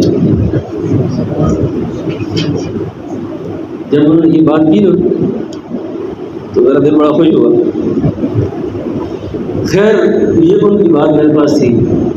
حضرت کی بیماری کا سن کر میں افطار کے بعد اسپتال ڈھونڈ کے پہنچ گیا۔ جب میں پہنچا وہاں پر، میرا نام ہے احسان الحق، حضرت کا نام تھا ظہور الحق۔ اس بچی نے مجھ سے پوچھا جو وہاں بیٹھی ہوئی تھی کہ آپ کا کیا رشتہ ہے ان سے؟ میں نے کہا میرے برادر کبیر ہیں، بڑے بھائی ہیں۔ اس بات نے کام کر دیا تھا، ورنہ رشتہ نہ ہو تو وہ نہیں بتاتے تھے۔ انہوں نے مجھے کہا کہ اچھا، اس نے بڑا افسوس کیا میرے ساتھ، اس نے مجھے چٹ لکھ کر دیا کہ آپ مردہ خانے میں چلے جائیں۔ ان کا تو روز کا کام ہوتا ہے، ان کو کوئی پتہ نہیں کون مرتا ہے کون جیتا ہے، کیا دلچسپی ہے ان کی۔ مردہ خانے والے یہ دیکھتے ہیں کہ میں جب مردہ خانے میں گیا تو میں نے اس آدمی کو کہا بھائی اس طرح یہ شیخ ہے بہت ہو گیا، یہ ایسا ہے۔ اس نے کہا یہ اندر جائے نا، فریزر لگے ہوئے ہیں۔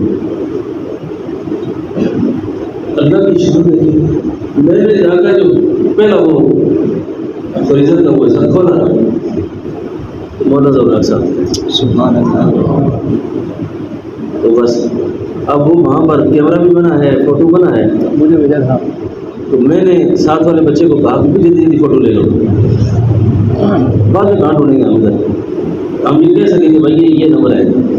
اب یہ تو ایک چانس لگ گیا ہے نا، کیونکہ 6 مہینے میں یہ ڈھونڈنے مشکل ہوتے ہیں، سال لگ جاتا ہے۔ میرے ایک ساتھی کو ہوئے حج میں 3 مہینے کے بعد میت ملی ہے، ڈھونڈ فارسی میں کہتے ہیں رفتے دل ماں، آپ چلیں گے لیکن آپ کی باتیں یاد مجھے باقی رہے گی۔ حضرت میں آپ سے تعزیت کرتا ہوں، اللہ آپ کو بہت زیادہ صبر دے، اللہ آپ کو صبر دے۔ اور آپ کے شاگردوں سے میں وضاحت سے کہہ دوں، یہ ان کا عقیدہ میرے پاس امانت تھی، میں نے آپ کو بتا دیا ہے، ٹھیک ہے نا؟ ٹھیک ہے نا حضرت؟ انہوں نے یہ بات مجھ سے کی تھی، اور اکابر کے مسلک اور مشرب سے ہٹ کر زندگی میں برکتی ہوئی ہے۔ بندہ ہوا میں بھی اڑے نا، جس آدمی کا عقائد ٹھیک نہ ہو نا، اپنے بڑوں پر اعتماد نہ ہو جس کو، اس کی صنعت معطل ہے۔ اس کی صنعت کیا ہے؟ معطل ہے، بڑوں پر اعتماد ہی نہیں ہے اس کو، بڑوں پر اعتماد نہیں، اس کا فیض نہیں۔ بڑے بڑے گنگے صاحب ارشاد بنے ہیں اچھا نسبت کی برکت سے، میرا جملہ یاد رکھیں، بڑے بڑے گنگے صاحب ارشاد ہوئے، اور بڑے بڑے علمی مسندوں میں بیٹھنے والے اکابر اور بزرگوں کے گستاخ زیر و پار ہو گئے۔ تو حضرت کے اللہ درجات بلند فرمائے، آمین۔ بہت جلدی میں سارا کام ہوا وہاں پر، کیسے بغیر وصول ہوئی، کیسے جنازہ ہوا۔ اللہ نے حرم مکی میں جگہ نصیب فرمائی، حرم کے اماموں نے جنازہ پڑھایا۔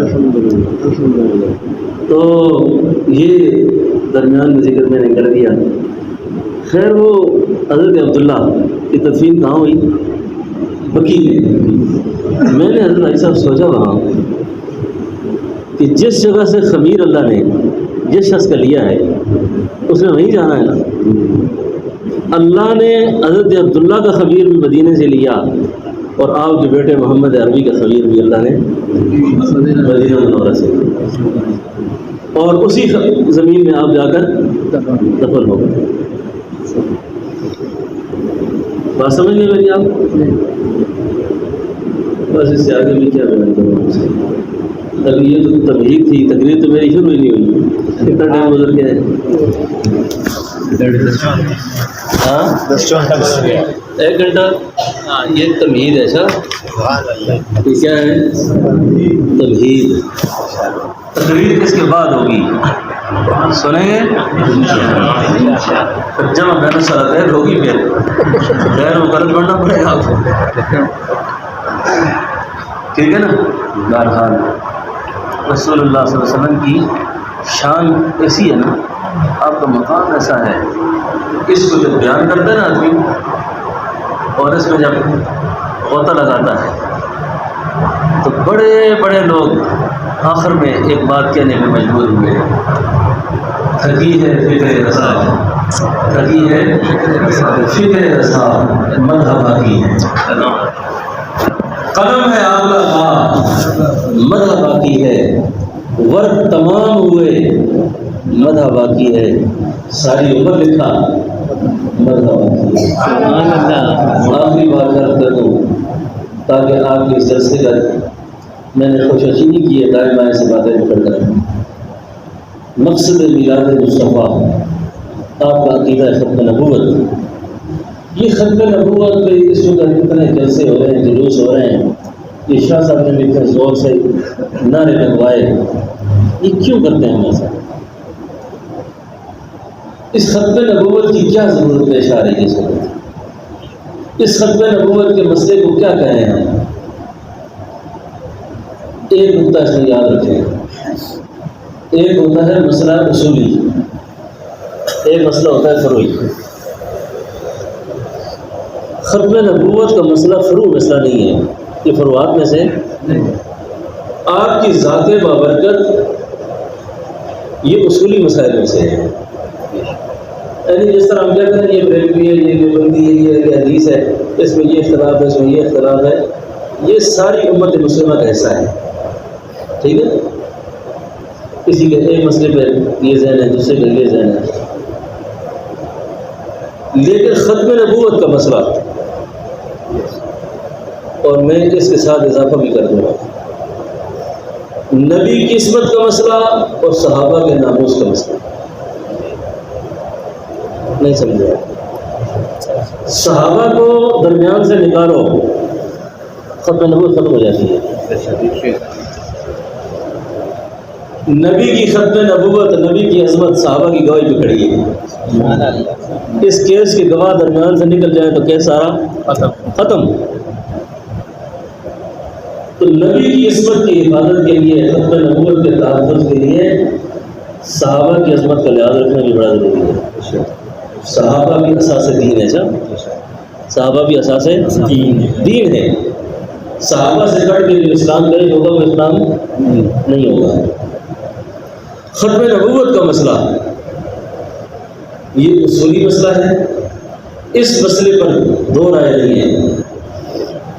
یہ مسئلہ اللہ کے حبیب نے بھی، خود بھی، آپ کے صحابہ نے بھی اس مسئلے کی حساسیت کو، اس مسئلے کی عظمت کو اتنے کھلے لفظوں میں بیان کیا ہے کہ اس میں پیچھے دو رائے نہیں.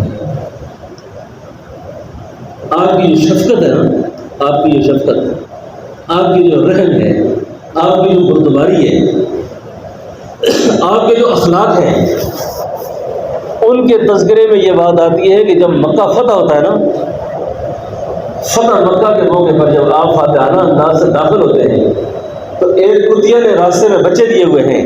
حضور اپنی بائیں پھیلا کر کھڑے ہو کر اپنے صحابہ سے فرماتے ہیں بڑے احتیاط سے چلو، آگے کتیا نے بچے دیے ہوئے ہیں، کہیں تمہارے پاؤں کے نیچے نہ آ جائیں. جو پیغمبر جانوروں کی رحمت ہو، نہیں سمجھو آپ. لیکن اس مسئلے پر جب آتا ہے نا تو کعب بن اشرف کی گردن اڑانے کا حکم دیتا ہے. مسلمہ کذاب جس وقت نبوت میں پارٹنرشپ کی بات کرتا ہے کہ مل جل کے چلیں گے، آدھا کام آپ کریں آدھا میں کروں، اس مسلمہ کذاب کے خلاف قرآن کے قاری جنگ یمامہ میں جاتے ہیں. میں اس کے لیے تو دیکھ کے آیا ہوں، ریاض میں ہے وہ. 1200 کلومیٹر دور ہے مدینہ منورہ سے، پیدل راستہ، یمامہ کے میدان میں مسلمہ کذاب کے قلعے کو پھلانگتے ہوئے صحابہ داخل ہوئے اس میں، اور اس میں ایک خاتون کا اگر ذکر نہ کروں تو بڑی ناانصافی ہوگی۔ اس عظیم خاتون کا نام ہے حضرت ام عمارہ۔ حضرت ام عمارہ عورت ہو کر جب اس قلعے میں داخل ہوتی ہے نا تو مسلمہ کا حواری آپ پر وار کرتا ہے، آپ کو بازو کٹ کے لٹک جاتا ہے۔ حضرت عمارہ اپنے کٹے ہوئے بازو کو ایک پاؤں کے لیے دے کر زور سے کھینچتی ہیں، بازو کو پھینک کر دوڑ کر مسلمہ کے قلعے کی طرف جاتی ہیں، اور عمارہ فرماتی ہے کہ جب میں قلعے میں داخل ہوئی کیا دیکھتی ہوں کہ میرا بیٹا عبداللہ مسلمہ کی گردن کاٹ رہا ہے، اور وہ سجدے میں گر کے کہتی ہے او میرے اللہ تعالیٰ شکر کہ میں بھی یہ فخر کر سکوں گی کہ میرے بیٹے کے ہاتھوں سے حضور کی ختم نبوت کا دشمن مارا گیا۔ خوف و اندیشہ ہو تعزیر و صدا رہنے دے، میرے ہونٹوں پہ صدا حق کی صدا رہنے دے، میں منصور ہوں مجھے دار و رسن سے نہ ڈرا، میرے ہونٹوں پہ حق کی صدا رہنے دے۔ ہم نے ہر دور میں تقدیس رسالت کے لیے وقت کی تیز ہواؤں سے بغاوت کی ہے، چھوڑ کر سلسلہ رسم سیاست کا وضو فقط ایک نام محمد سے محبت۔ سبحان اللہ۔ ایک سیرت سے مینار تھا، بڑے لوگ موجود تھے، جنرل حمید گل کا بیٹا بھی تھا۔ جنرل حمید گل کا بیٹا مجھے کہتے ہیں عبداللہ گل میر صاحب بڑی سخت بات آپ کر گئے جہاں جاتے جاتے۔ میں نے کہا یہ سخت نہیں حقیقت ہے، کر دوں۔ آج کل دہشت گرد کی کیا سزا ہے سر، اور سہولت کار کی، دونوں کی ایک سزا ہے نا۔ جو دہشت گردی کرے گا اس کی وہی سزا ہے، جو سہولت کار ہوگا اس کی بھی۔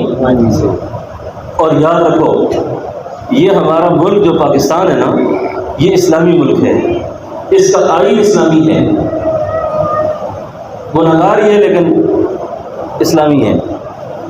اس ملک کے خلاف سازش کرنا، یہ کئی دفعہ جلوس نکالتے نا کہ اسپتالوں کو پھاڑ دیا، تھانوں کو جلا دیا، پولیس والوں کو مارا، فوج والوں کو مارا، یہ انسانیت نہیں ہے۔ اچھا اپنے نقصان نہ کیا کرو، اپنے نقصان، دشمن خوش ہوتا ہے اس بات سے کہ یہ کام کرو۔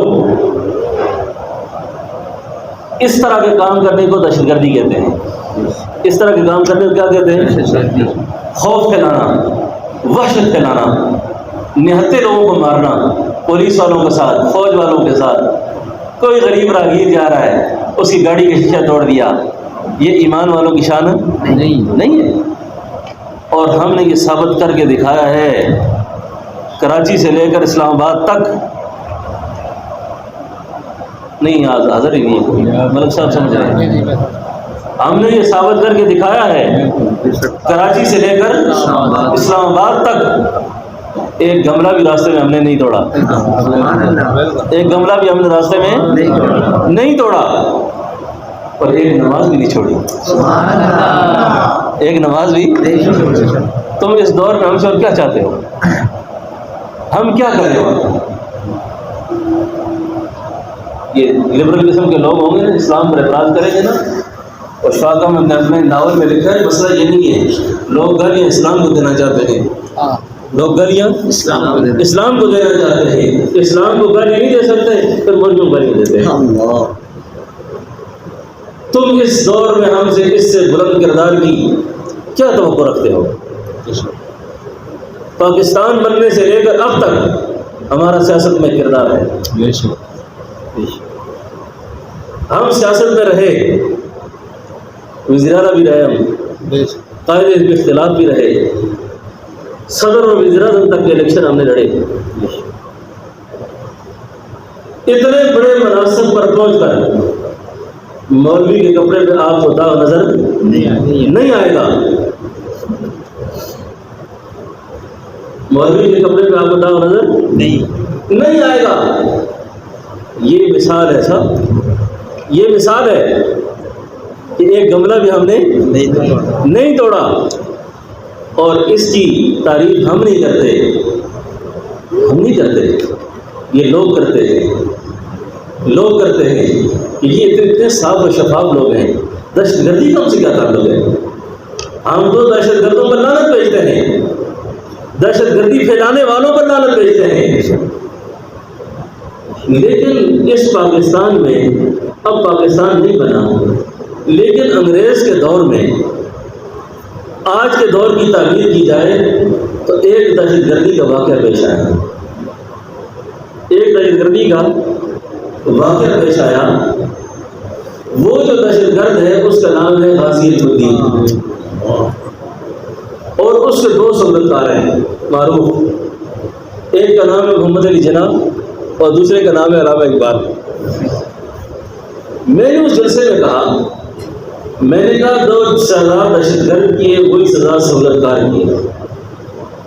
جو سزا علم الدین کو ملی ہے نا وہ سزا قائد اعظم کو قبر سے نکال کے اس کو بھی دو، وہ علامہ اقبال کو بھی دو کہ تم نے دہشت گرد کو کیوں سپورٹ کیا۔ یہ بات ٹھیک ہے کہ نہیں؟ محمد علی جناح نے کیس لڑا اور میاں والی کی جیل میں کال کوٹلی میں محمد علی جناح نے جو آخری گفتگو کی، یہ حضور کی ختم نبوت کا پہنچ رہی ہے، آخری گفتگو ریکارڈ پر ہے۔ اس نے کہا علم الدین الفاظ میں تھوڑا سا تبدل کر دے، الفاظ بدل لے کہ جس وقت میں نے ہندو راجپال کو مارا میرے ہوش جگہ پہ نہیں تھے، جان بچ سکتی ہے تیری۔ یہ بات میں نے جب پڑھی نا تو قائد اعظم کے جانشین بھی بہت سننے والے ہوں گے، میں نے کہا قائد اعظم نے ٹھیک بات نہیں کی ہے، وہ جو غلط کیا ہے، جو غلط ہو غلط کہنا چاہیے اس کو، تو آپ نے کیوں ایسی بات کی؟ لیکن علم الدین نے جو جواب دیا نا، علم الدین نے جواب میں کہا، جناح صاحب زندگی میں مجھے ہوش آئی اس دن تھے جس دن میں نے ہندو راجپال کو مارا تھا۔ سبحان اللہ، یہ کیا کہتے ہیں آپ؟ میرے ہوش کہتے نہیں وہی تھے۔ آگے چلیں، علم الدین کو 1929 میں 29 اکتوبر غالباً تختہ دار پہ چڑھایا، لاوارسوں میں دفن کر دیا، میاں والی جیل کے اندر لاوارسوں کے قبرستان میں دفن کر دیا۔ ایک شخص پیش ہوتا ہے جس کو کہتے ہیں مصور پاکستان، علامہ اقبال، وہ کہتا ہے کہ میں اس شخص کو اپنی شخصی ضمانت پر یہاں سے لاہور لے جانا چاہتا ہوں، کیونکہ اس نے مجھے وصیت کی تھی کہ میری قبر لاہور میں میانی قبرستان میں کرنی ہے۔ انگریز نے کہا نفس امن کا خطرہ ہے، حالات خراب ہو جائیں گے۔ اقبال نے کہا میں اس کا ذمہ دار ہوں، میں ذمہ دار ہوں اس کا۔ علامہ اپنی شخصی ضمانت پر ایک شخص کو لے کر آتا ہے، اللہ اکبر۔ تاریخ نے لکھا ہے، آج جو جدید ذرائع ابلاغ کا دور ہے، منٹوں میں خبریں چل جاتی ہیں، میاں والی سے لے کے لاہور تک ایک ہجوم تھا اشکار مصطفیٰ کا، اور لاہور کی تاریخ نے، اب ہم کہتے ہیں نا کہ اب جو ختم نبوت کا جلسہ ہم نے کیا، معیار پاکستان کی تاریخ نے ایسا جلسہ نہیں دیکھا، اور یہ سچ ہے۔ علم الدین کا اتنا بڑا جنازہ تھا کہ لاہور میں اتنا بڑا جنازہ نہیں دیکھا گیا۔ اب غازی علم الدین کو جب قبر میں داخل کر دیا گیا، قبر میں اتارنے والا کون تھا؟ علامہ اقبال۔ یہ دہشت گرد تھا، اس کو بھی سزا دو کے ساتھ۔ تم دہشت گردوں کو سپورٹ کرتے ہو، کیوں جنازے میں شامل ہوئے اس کے، اور کیوں لحد میں اتارا؟ آگے بات جو میں کرنے لگا ہوں نا، علم الدین نے، اقبال نے بتایا کیا تھا؟ اقبال نے کفنی سے کفن ہٹایا نا، اوپر سے ماتھے میں بوسہ دے کر کہا، علم الدین تیری وصیت میں نے پوری کی، تیری مسجد کو میں لے کے آیا، میرا بھی ایک پیغام ہے میرا بھی ایک پیغام ہے علم دین. ابھی جب اللہ کے نبی کا وصال ہو نا تو اس سے مومن مرتا نہیں. اچھا مومن کا وصال ہوتا ہے اور وصال ایک نہیں ہوتا، دو ہوتے ہیں. یہ عقیدہ ہے ہمارا. اللہ سے بھی وصال ہوتا ہے اور نبی سے بھی وصال ہوتا ہے. اب جس وقت نبی سے تیری وصل ہو نا ملاقات، میں گناہگار اقبال کا سلام ضرور دینا. ایک عاشق نے بڑی عجیب بات کی ہے. اقبال نے کسی محفل میں کہا کہ روحانی طور پر علم الدین نے میرے آنے سے جواب میں کہا بادشاہوں نکلو تو صحیح نا. اور نہیں سمجھو سب کو سبحان اللہ. بادشاہوں نکلو تو صحیح. آپ نکلیں گے تو حضور آئیں گے.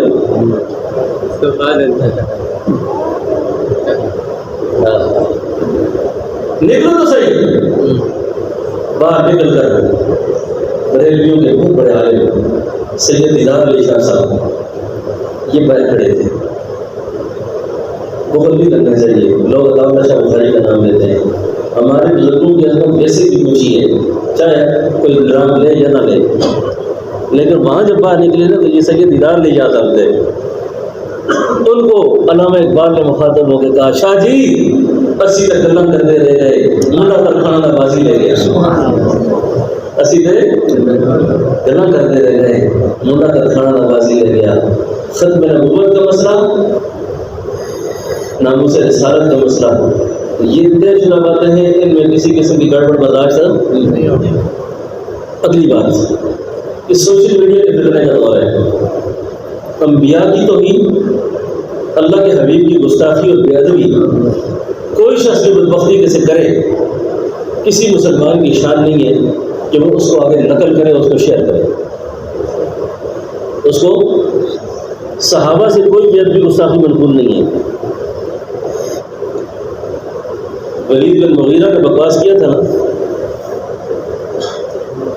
اللہ نے کیسے اس کی مٹی پلیت کی ہے.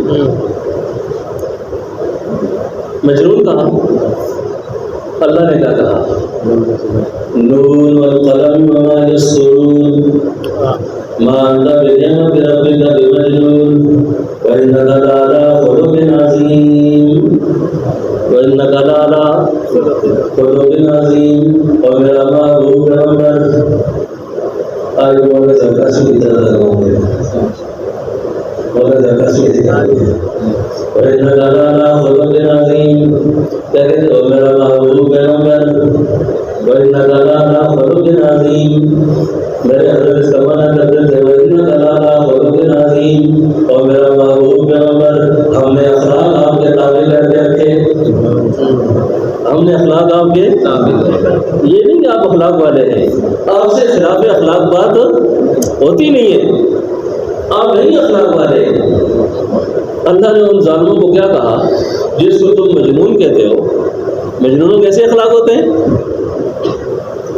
آگے اللہ نے زبردست بات کی. طالب علموں کو بڑا مزہ آئے گا اس بات سے. 10 مذمتی الفاظ ہیں. آج یہ قرارداد مذمت ہم پیش کر رہے ہیں اللہ کی طرف سے. جلسے ہوتے ہیں نا آخر میں قرارداد مذمت آتی ہے. یہ قرارداد مذمت اللہ نے پیش کی. وَدُّوا لَوْ تُدْهِنُ فَيُدْهِنُونَ فَلَا تُطِعْ كُلَّ حَلَّافٍ مَّهِينٍ هَمَّازٍ مَّشَّاءٍ بِنَمِيمٍ مَّنَّاعٍ لِّلْخَيْرِ مُعْتَدٍ أَثِيمٍ عُتُلٍّ بَعْدَ ذَٰلِكَ زَنِيمٍ أَن كَانَ ذَا مَالٍ وَبَنِينَ إِذَا تُتْلَىٰ عَلَيْهِ آيَاتُنَا قَالَ أَسَاطِيرُ الْأَوَّلِينَ. قرآن تو سمجھتے تھے. ابھی غالبی کو ولید بن مغیرہ کو ایک صحابی نے کہا بکواس کی تو اب سن تیرے بارے میں بڑی فضیلت بیان ہوئی ہے. اس نے کہا کیا فضائل ہے میرے؟ اس نے کہا قرآن کہتا ہے من نائل الخیر ہے یہ، اور کل بعض ذالک کا ظلیم ہے، یہ ٹھگ ہے، دھوکہ باز ہے، فراڈیا ہے. اس نے یہ ساری باتیں جب اپنے پر غور کی نا اس نے کہا کہ تو ساری باتیں میرے اندر ہیں، لیکن ایک بات کی اس کو بڑی تاکید ہوئی کہ قرآن کہتے ہیں عُتُلٍّ بَعْدَ ذَٰلِكَ زَنِيمٍ. اور حبیب کو منع کرتے ہیں بد اثر، بعض نے کیا بد نسل. اور ایک صاحب ذوق نے ایسا منع کیا میرا دل کھڑا کر دیا اس نے. اس نے کہا اتر بعد ہزارے کا ذریعہ گھمانے بہت بڑا حرامی ہے، بہت بڑا حرامی. یہ جو اتر بعد ہزارے کا ذریعہ سنا نا، قاضی ثناء اللہ بانیپتی رحمۃ اللہ علیہ لکھتے ہیں کہ یہ شخص گیا اپنی ماں کے پاس، اپنی ماں سے کہنے لگا میں نے مسلمانوں کے پیغمبر کی توہین کی ہے، بے ادبی کی ہے، گستاخی کی ہے. اب باقی جتنے بھی فضائل میرے بیان ہوئے وہ تو مجھے پتہ چل گئے ہیں کہ میرے اندر یہ کمال ہے، لیکن میرے حلالی اور حرامی ہونے کے بارے میں تصدیق تو کرے گی کہ میں حلالی ہوں یا حرامی ہوں. اس نے کہا کیا بیان ہوا ہے؟ انہوں نے کہا قرآن کہتا ہے اتل بعد ہزارے کا ذلیل. میرے بزرگ اس کا معنی کرتے تھے کہ ماں نے آگے سے جواب دیا اور تیرا کوئی علم ہوا دسا تیرا بھی ایک باپ ہو تو میں بتاؤں تعلیم غلط کی بات خوش ہوتا ہے نعرہ مانو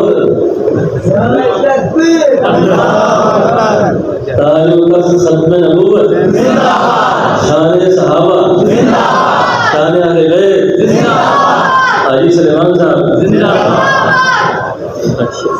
سمجھ آ گئی آپ کو؟